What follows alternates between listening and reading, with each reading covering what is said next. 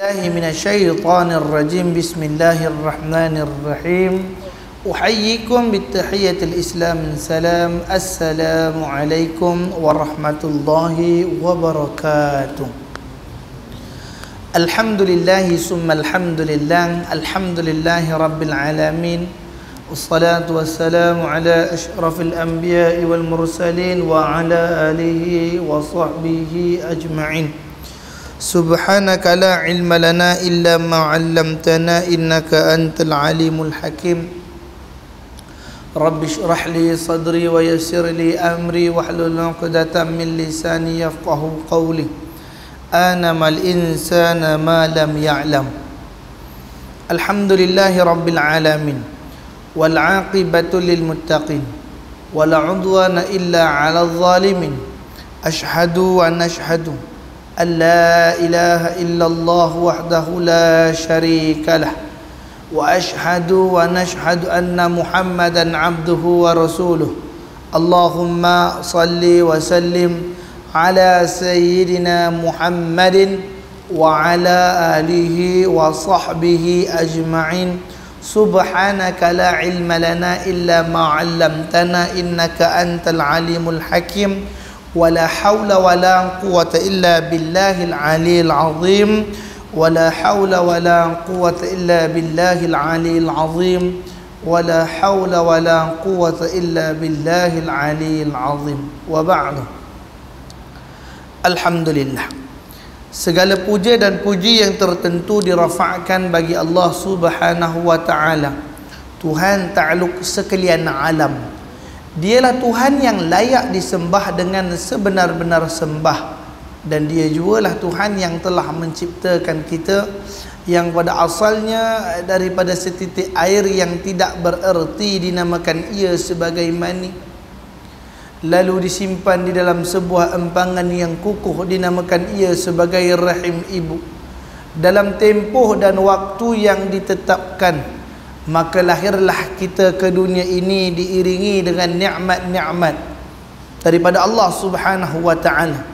Dan sebesar-besar nikmat yang kita perolehi pada malam yang mulia ini adalah nikmat Islam dan iman. Selawat beserta salam ke atas junjungan besar kita Nabi Muhammad sallallahu alaihi wasallam, yang mana syafaat dan bantuan daripada baginda Nabi lah yang kita dambakan di akhirat kelak, ke atas ahli keluarganya, para sahabatnya dan orang-orang yang mengikuti jejak langkahnya. Alhamdulillah, syukur kita kehadrat Allah Subhanahu wa ta'ala, malam mulia ini dapat lagi sama-sama kita berkumpul dan berhimpun bagi melaksanakan ketaatan kepada Allah Ta'ala dengan mengerjakan tuntutan fardu maghrib secara berjemaah di rumah Allah yang mulia ini, dinamakan ia sebagai Masjid Al-Ansar, Masjid Cenderung Balai, Perak Darul Ridwan, bagi membicarakan kita sebuah kitab yang dinamakan sebagai Aqidah Ahli Sunnah wal Jamaah, yang dikarang oleh sahibus samahah Haji Muhammad Said bin Haji Ibrahim, mantan mufti Kerajaan Negeri Sabah. Dan sambungan kita di dalam kitabnya ini tadi telah sampai pada muka surat yang ketiga dengan topik Islam sesuai dengan fitrah manusia.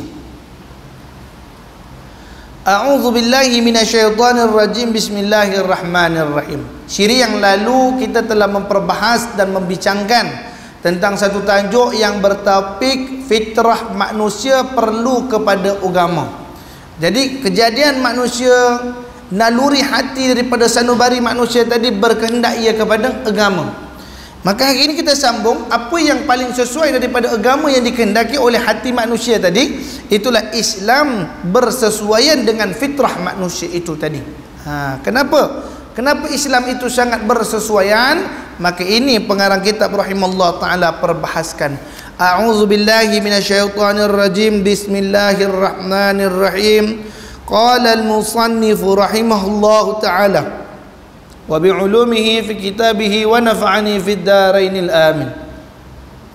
Kata pengarang kitab rahimahullah ta'ala dengan topik Islam sesuai dengan fitrah manusia pada muka surat 3. Islam adalah agama samawi yang diturunkan oleh Allah sesuai dengan fitrah manusia yang menyeimbangkan jasmani dan rohani, dunia dan akhirat. Islam tidak hanya menyuruh umatnya beramal untuk akhirat semata-mata dan berusaha untuk hidup di dunia sahaja, malah selaku umat Islam hendaklah mengimbangkan tuntutan jasmani dan rohani, dunia dan akhirat. Iaitulah selepas mengerjakan sembahyang, hendaklah pula mencari kehidupan untuk di dunia. Ini kenapa alasan ataupun disebutkan inilah alasan mengapa Islam itu ialah agama yang paling bertepatan dengan fitrah kejadian manusia, kerana ia ada keseimbangan di antara rohani dan jasmani, ada keseimbangan di antara dunia dan akhirat. Islam bukan satu agama yang hanya memandang akhirat aja, tarakatud dunia, tinggalkan kamu dunia, tak, ataupun cari dunia je, la tansa ila akhirah, lupakanlah akhirat. Pungut kata seberapa banyak. Itu sebab Nabi sebut dalam satu hadis baginda Nabi SAW, Nabi sebut apa? Hiduplah kamu di atas dunia ini seperti kamu ingin hidup 1000 tahun lagi, dan beribadahlah kamu seperti mana kamu merasakan kamu akan mati esok hari. Maknanya apa? Kalau kita hidup, berusaha untuk hidup bersungguh-sungguh, buat yang terbaik. Kenapa? Kerana hiduplah kamu seperti kamu hidup 1000 tahun lagi. Cari bekal yang mana akan memacu kamu untuk meneruskan kelangsungan hidup selama 1000 tahun. Tapi bersungguh-sungguhlah, khasyatillah, takutlah kamu kepada Allah Ta'ala saat mana kamu berhadapan dengannya, yakni dengan melaksanakan ibadah kepadanya. Seakan-akan besok aku dah tak boleh sembahyang lagi, besok aku dah tak ada kesempatan buat kebaikan lagi. Maka ketika buat itu bersungguh-sungguh. Ni hak Islam. Kita tak nafikan dalam dunia ni ada berbagai-bagai agama. Ada agama yang menyuruh supaya untuk kelangsungan kepada dunia semata-mata. Cari dunia. Tak ada peduli akhirat. Nanti kalau ada barang dunia, you boleh sogok ke akhirat. Boleh sogok. Tak penting akhirat ni, semua akan masuk neraka kata dia.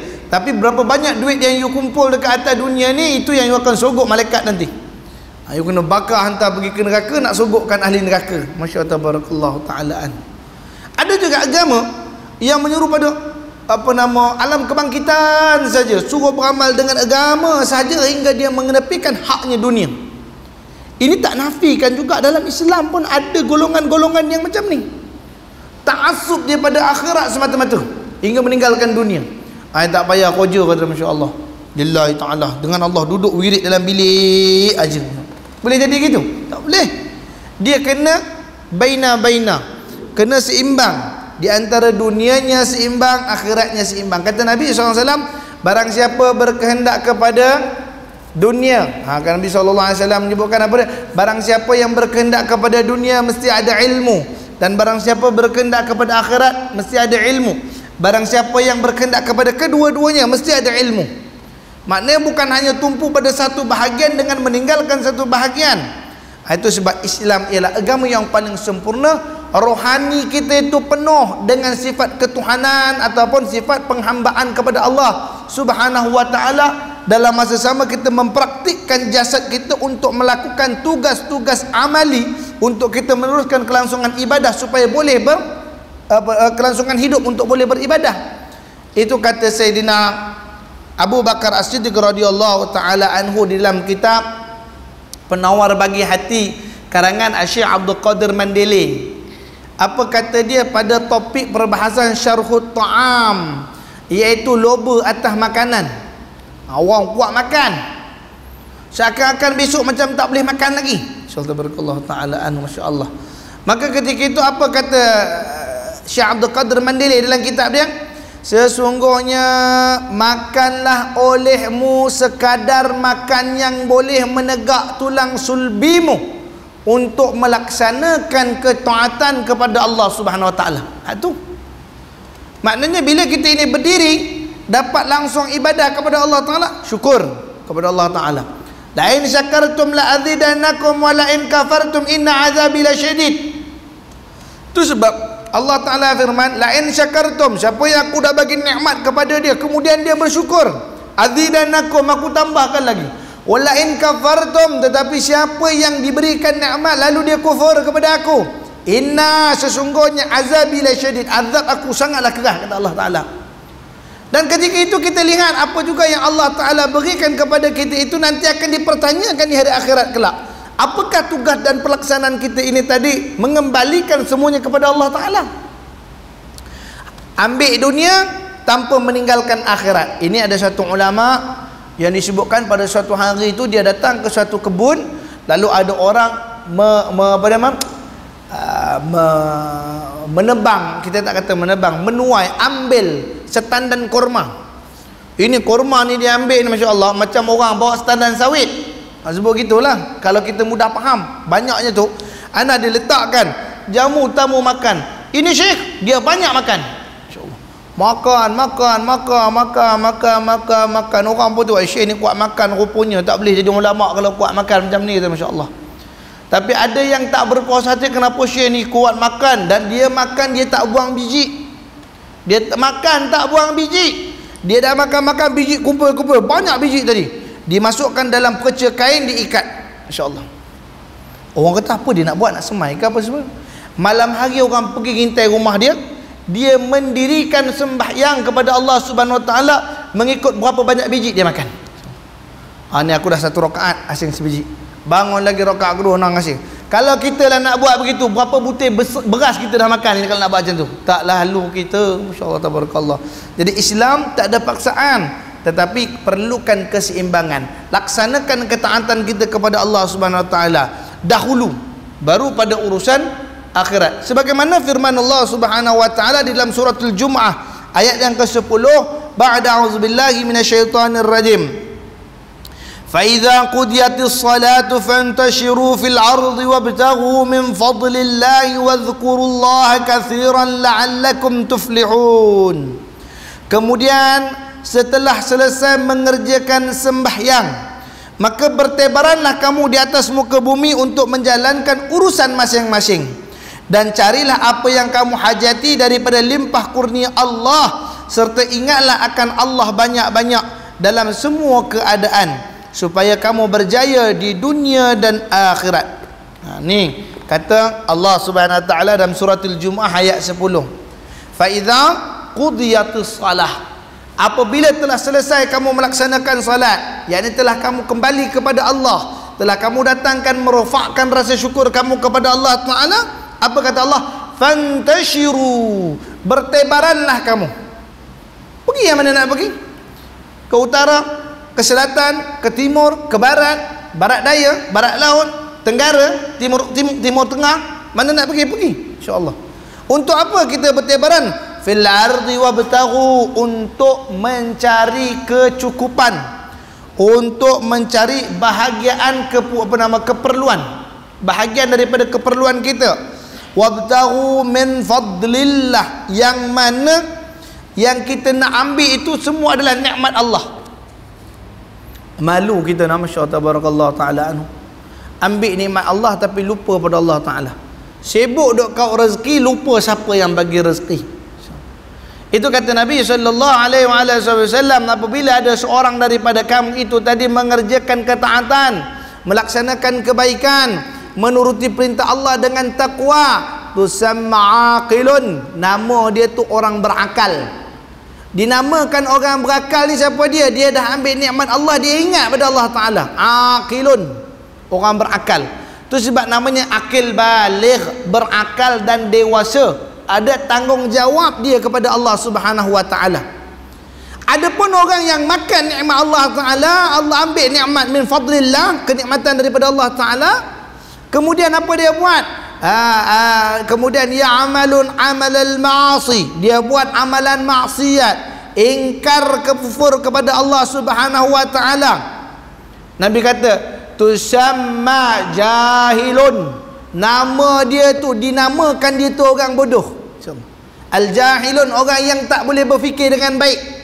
Dah ambil nikmat, dah ambil ragut segala kebaikan Allah Ta'ala, kemudian dia lupa pada Allah Ta'ala. Macam mana? Daripada beranak dia, mak dia kecil sampai minta maaf, bahasannya tua besar, tua bangka, kita sebut gitu. Sampai besar dah macam ni rupanya, kuat tenaga, daya kuat badan. Namun apabila diberikan kepada dia satu nikmat yang lain, tak mana, ni kata dia, dapatlah kerja dengan supermarket. Supermarket bagi RM1,500 je gaji sebulan. Aku bagi 105, wah bagi sama lu 100, 1,500 tapi dengan syarat you orang tak boleh pergi sembahyang Jumaat. Jumaat you orang mesti kena kerja. Boleh okey, boleh, tak ada masalah. Nikmat RM1,500 dia ambil, dia lupa nikmat daripada beranak keluar daripada rahim mak sampai nanti dia akan dikuburkan. Ketika lahir nak cari Islam, ketika mati nak cari Islam, tapi hidup dia tak mau dengan cara Islam. Ini yang dikatakan fitrah agama tadi tu semakin tumpul dalam kehidupan. Biarlah macam mana dia nak hidup. Tak, bukan begitu. Kalau dia meninggalkan Allah, Allah sebut dalam Quran, Allah kata hablum minallah wa hablum minan nas. Jaga dulu hubungan kamu dengan Allah dan hubungan dengan manusia. Jaga hubungan dengan manusia.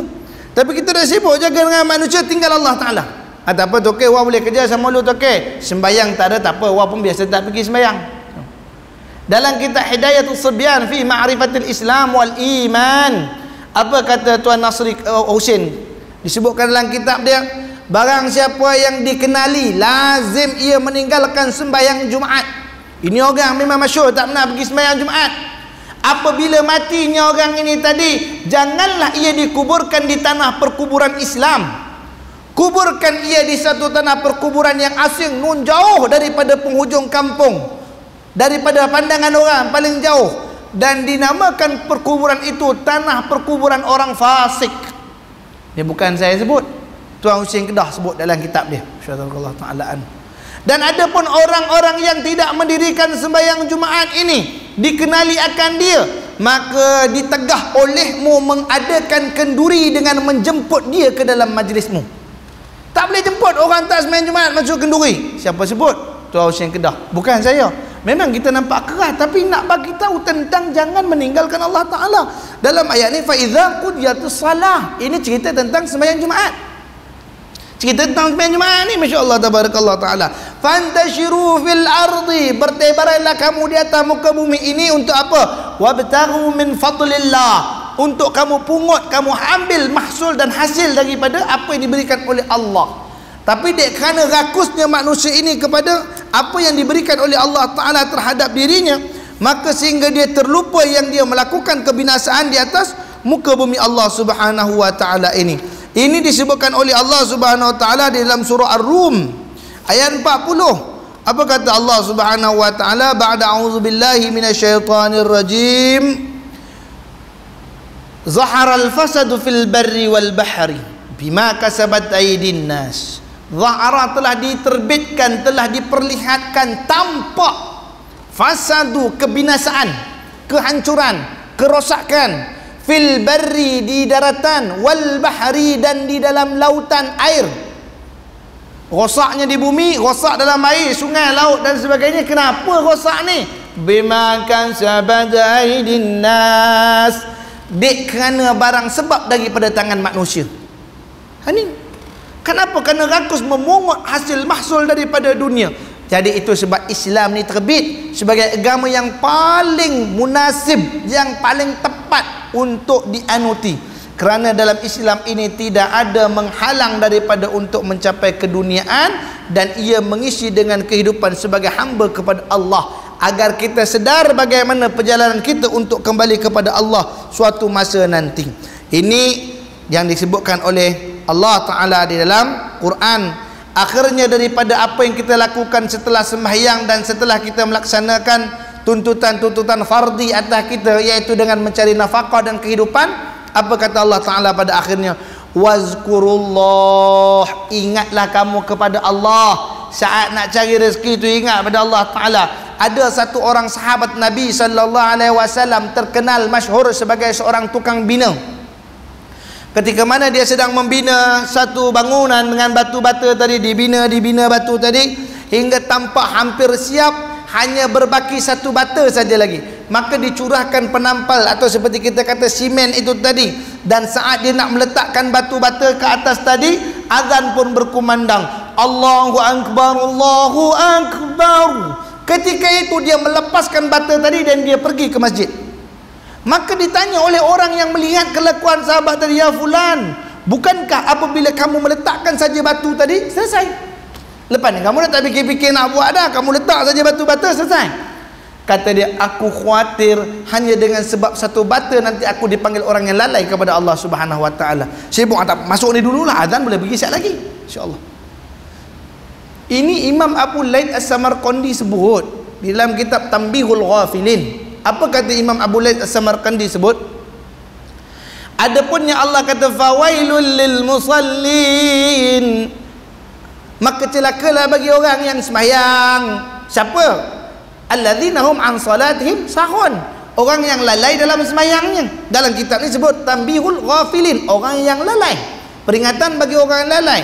Jadi siapa dia orang yang lalai dalam sembahyang ni ataupun dalam panggilan sembahyang?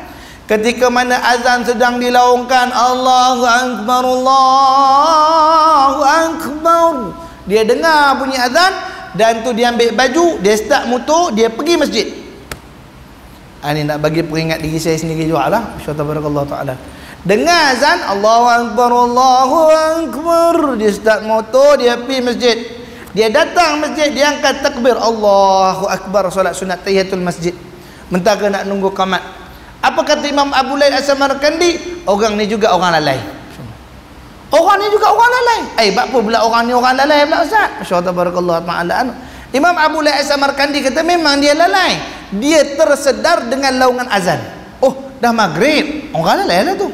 Lalu cepat dia masjid. Nah, Abu Laith As-Samarqandi kata siapa dia orang yang tak lalai? Orang yang menuju ke rumah Allah sebelum azan dilaungkan. Mana dia beringat? Orang ingat. Oh, nak maghrib ni aku pergi masjid dulu lah. Tu orang dulu-dulu kan kita tengok sampai masjidnya awal, masya-Allah tabarakallah taala, kerana takut apa yang disebutkan oleh Imam Abu Laith As-Samarqandi tadi, dikategorikan ia sebagai orang lalai. Jadi ini Allah Taala kata apa? Bila kamu dah dapat limpah kurnia daripada rezeki yang Allah Taala berikan kepada kamu, serta ingatlah Allah Subhanahu Wa Taala, wazkurillahi katsiran, ingatlah Allah Taala tu banyak-banyak, syukur pada dia nikmat-nikmat yang dia beri. Jangan hanya merintih melihat kepada balak yang ditimpakan atas kita, tetapi kenangkan juga berapa banyak nikmat yang telah dititipkan kepada kita. Rabi'atul Adawiyah, seorang perempuan Basrah yang diberikan kurniaan hatinya tertaut kepada Allah Ta'ala. Pernah beliau ini melalui pada suatu jalan dan dia mendapati ada satu orang laki-laki yang sangat sakit kepalanya.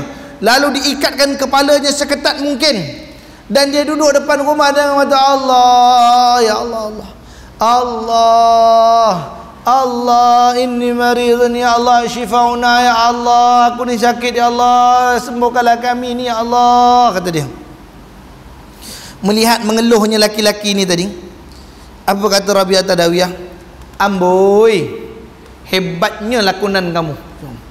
Amboi, hebatnya lakonan kamu, kata dia, Masya Allah. Ya mar'atul jannah, hei perempuan syurga. Orang panggil dia perempuan syurga kerana kewarakannya. Didoakan dia, ya mar'atul jannah, ya perempuan syurga. Bapa kamu kata aku macam tu? Aku ni betul-betul sakit, lalu aku mengadu kepada Allah Ta'ala dengan kesakitanku. Kata Rabi'ah tadi, betul lah kamu berlakon. Kenapa pula? Saat ditimpakan ke atas kamu musibah, saat ditimpakan ke atas kamu kesakitan, beria kamu nak nunjuk pada Allah Ta'ala. Ikat kepala pakai Allah, Allah, sakit ya Allah. Tapi saat kamu sihat, kamu dapat nikmat Allah, apa yang kamu tunjukkan pada Allah daripada nikmat tu? Nikmat yang Allah bagi pada kamu tu apa yang keluhkan pada Allah Ta'ala? Allah ni nikmat, terima kasih ya Allah. Ada? InsyaAllah. Allah ni bersyukur sangat ya Allah. Tunjuk nikmat tadi? Tak ada. Tapi saat kamu sakit, beria nak tunjuk Allah ni aku tambah koyok ni, Allah sakit betul kepala ni, insya-Allah. Ni sakit perut, beria tunjuk. Insya-Allah tabarakallah taala. Yang nikmat tu macam mana kita tunjuk balik kepada Allah Subhanahu taala? Tu sebab Allah kata kalau kamu dah cari rezeki, kamu dah ambil min fadlillahi wadhkurillahi katsiran. Ingat Allah Taala tu banyak-banyak supaya apa? La'allakum tuflihun. Tuflihun falahun. Falah mana semoga kamu beroleh kejayaan. Kamu dapat kejayaan. Tu sebab sembahyang kita, hayya 'alas salat.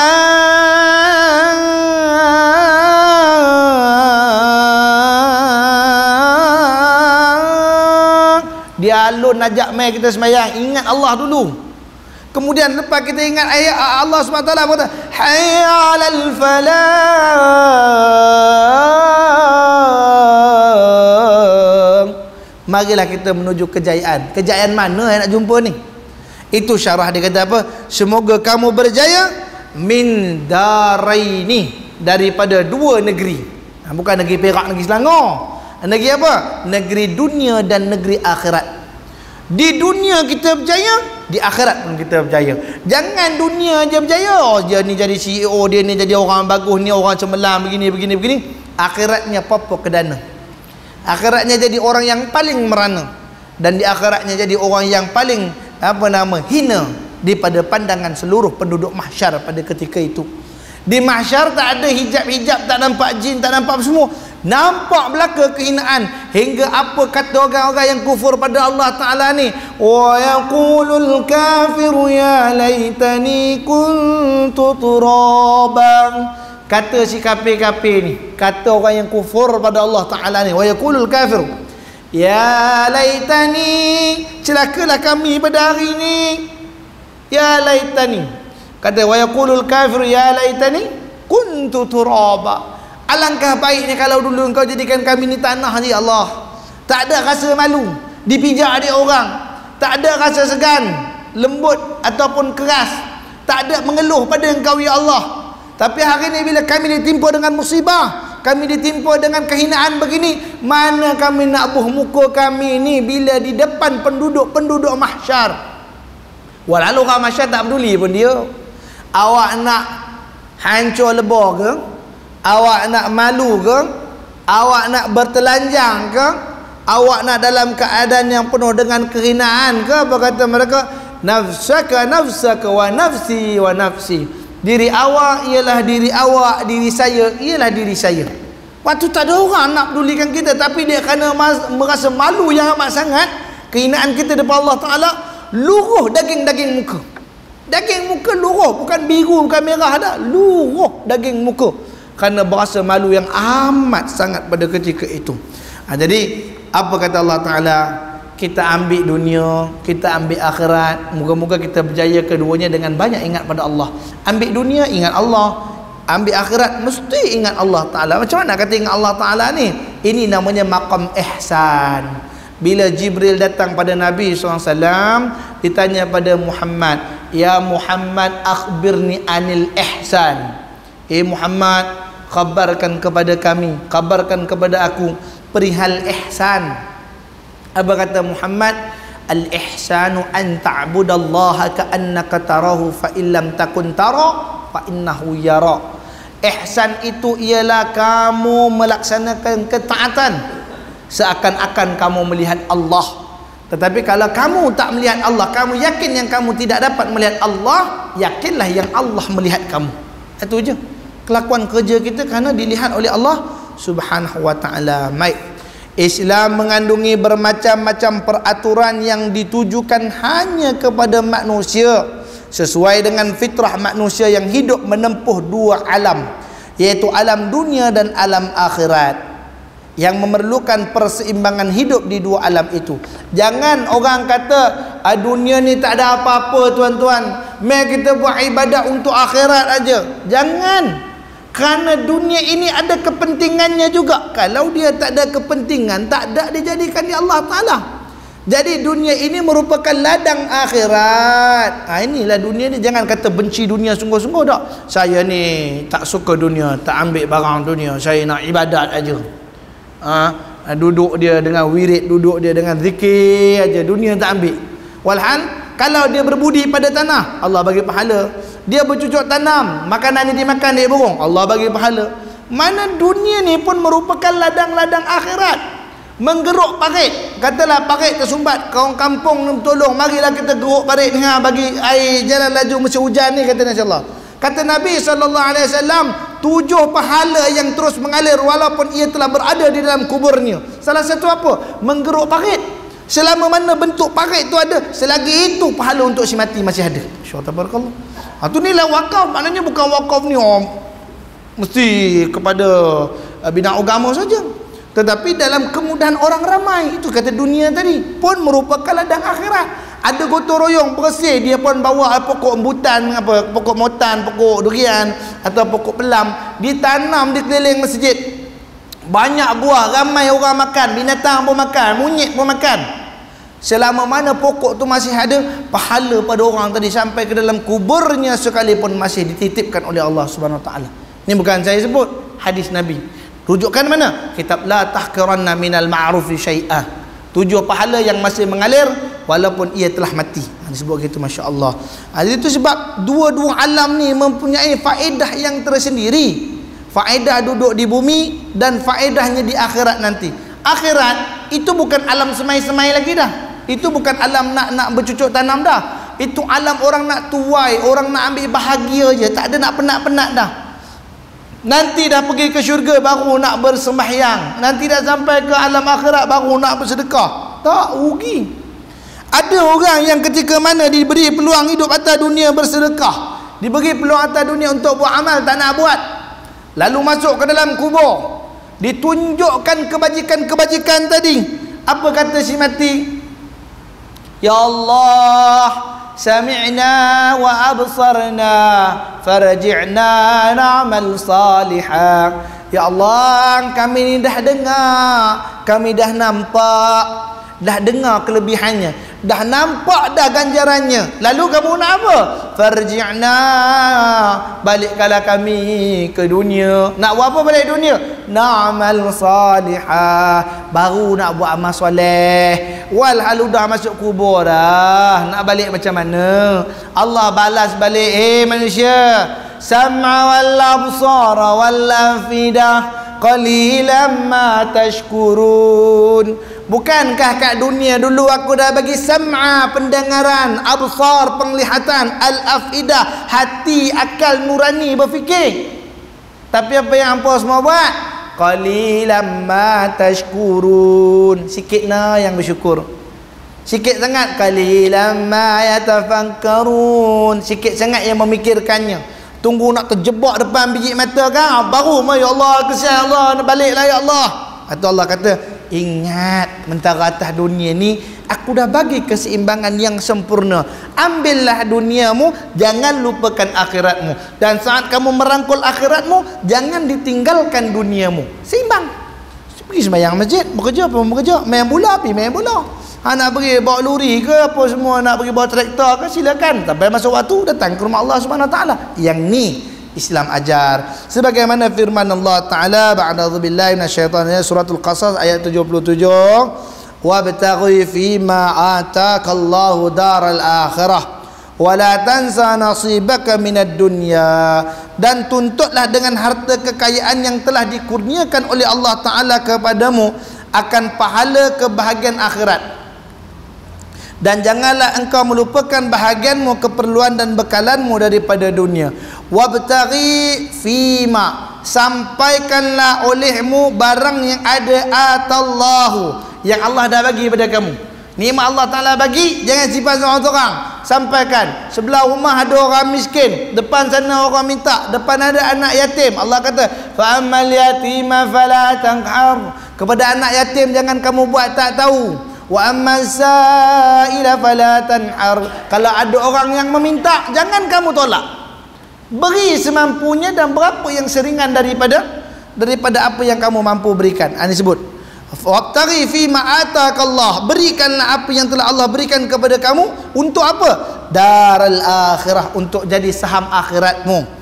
Wala tansa, dan jangan pula kamu melupakan nasibaka final dunya. Janganlah kamu lupakan nasibak, iaitu kebahagiaan daripada kebendaan, keperluan dan bekalan kamu di dunia. Maknanya udah sedekah-sedekah, tak payahlah, aku dah banyak amal dah, aku dah tenang, tak payah bekerja, kata dia. Tak. Anjuran bekerja itu anjuran daripada Allah Subhanahu Wa Taala dalam sunnatullah, yang menyuruh Nabi kita sallallahu alaihi wasallam anjurkan kepada umat manusia supaya bekerja. Islam selaku agama fitrah menggesa manusia berusaha mencari harta kekayaan yang telah dilimpahkan oleh Allah Ta'ala dan mengerjakan amal-amal kebajikan yang mendatangkan pahala dan membawa keselamatan. Ini dia. Islam tuntut kita buat benda berfaedah. Jangan buat benda tak faedah. Kenapa? Dalam hadis Nabi sebut, min husnil islami mar'i tarkuhu ma la ya'ni. Keelokan Islam seseorang itu ialah dengan meninggalkan sesuatu yang tidak memberi manfaat bagi dia. Apa kerja? Tak ada kerja pergi kira bulu kucing, kira bulu ayam. Itu kerja tak faedah namanya. Masya-Allah taala anu. Dia buat kerja tak faedah, menunggu ayam jantan bertelur. Kata dia, masya-Allah. Ini P. Ramli bagi tahu, dah cerita. Apa kerja kau Sudin? Kerja saya mengira bulu beruang. Kata dia, masya-Allah. Kira bulu beruang. Masya-Allah. Itu kan tak faedah namanya tu. Masya-Allah. Yang kau nunggu ayam jantan bertelur pun tak faedah. Masya-Allah. Allahu Akbar. Dia sambung ekor beruang. Saya ingat sambung ekor beruang. Tak faedah tu. Masya-Allah tabarakallah taala. Tinggalkan kerja yang tak berfaedah dan perkara yang tidak mendatangkan keselamatan. Kalaulah berfaedah tapi tak selamat. Faedah tu mana dapat duit banyak, tapi kerjanya ngedah dadah. Ngedah dadah kerjanya, benda tak selamat. Masya-Allah. Tidak dituntut Islam dan tinggalkan. Jangan buat benda begitu. Dan kebahagiaan pada hari akhirat kelak. Tetapi janganlah pula melupakan kebahagiaan dalam dunia untuk merasai kesenangan hidup secara halal sebelum menikmati kesenangan dan kebahagiaan yang kekal abadi di hari akhirat kelak. Siapa yang berusaha mencari bekalan untuk akhiratnya dengan melaksanakan segala yang halal di dunia, maka dipermudahkan Allah Ta'ala untuk dia dapat halal dan juga kekal abadi mendapat nikmat di hari akhirat kelak. Tu dia tajuk kita pada hari ini. Islam sesuai dengan fitrah manusia, seimbang, baina. Dunia pun dia perintah, akhirat pun dia tuntut. Jadi kedua-duanya berlaku keseimbangan dengan tata norma kehidupan manusia di atas muka bumi Allah Subhanahu wa taala. Insya-Allah siri akan datang kita akan sambung Islam memandu manusia dunia dan akhirat. Hadirin yang dirahmati oleh Allah Subhanahu wa taala. Jadi tinggal lagi satu topik itu, insya-Allah kita habis bab yang pertama sebelum kita masuk fasal yang kedua, pengenalan akidah tauhid dan keistimewaannya pada siri yang akan mendatang, insya-Allah tabarakallah taala. Jadi sebelum saya akhirkan kuliah saya pada malam mulia ini, saya membuat pengumuman dan menawarkan saham akhirat kepada ayahanda ibunda rahmatullah taala. Sebagaimana dilihat depan tuan-tuan ni ada satu tabung warna pink ni, ini ialah tabung untuk pembinaan asrama Pondok Bustanul Ashrafiyah di Kalumpang. Kini pelajar kita telah menduduki asrama dan asrama penuh, sedangkan permintaan untuk masuk lagi ke asrama terhad. Jadi kami sedang mengadakan pembinaan asrama baru yang menelan belanja hampir kepada 300 ke 400 ribu. Jadi sama-samalah dapat berkongsi nikmat untuk berinfak bersama-sama kami. Dan insya-Allah tabarakallah taala kami anjurkan dan kami harapkan kepada ayahanda ibunda rahmati Allah taala dapatlah kiranya membantu kami yang fakir ini dalam menegakkan agama Allah di bumi yang tercinta ini. Aqulu qauli hadza wa astaghfirullahal azim li wa lakum wa lisairil muslimina wal muslimat wal mu'minina wal mu'minat fastaghfiru innahu wal ghafurur rahim. Dan kalau ada yang nak menginfak secara peribadi ataupun sebagainya, bolehlah bertemu dengan saudara Fahmi di depan insya-Allah. Aqulu qouli hadza wa astaghfirullahal azim li wa lakum wa lisairil muslimin muslimat mu'minal mu'minat fastaghfiru innahu huwal ghafurur rahim. Auzubillahi minasyaitonir rajim. Bismillahirrahmanirrahim. Rabbana anfa'na bima 'allamtana, rabbi 'allimna alladhi yanfa'una, rabbi faqihna wa faqih ahlana wa qarabati lana fi dinina mal qudri unsa wa zakara. Allahumma iftah 'alaina futuhal 'arifin ihdinas siratal mustaqim siratal ladzina an'amta 'alaihim minan nabiyyin wasiddiqin wasyuhada'i wassalihin wa sunna ulaika rafiqa ya arhamar rahimin. Wa sallallahu ala sayyidina Muhammadin nabiyil karim wa ala alihi wa sahbihi wa baraka wa sallam. Alhamdulillahi rabbil alamin. Taqabbalallahu minkum. Wassalamualaikum warahmatullahi wabarakatuh. Dan kita tangguh dengan tasbih kafarah dan surah Wal-Asr. Assalamualaikum warahmatullahi wabarakatuh.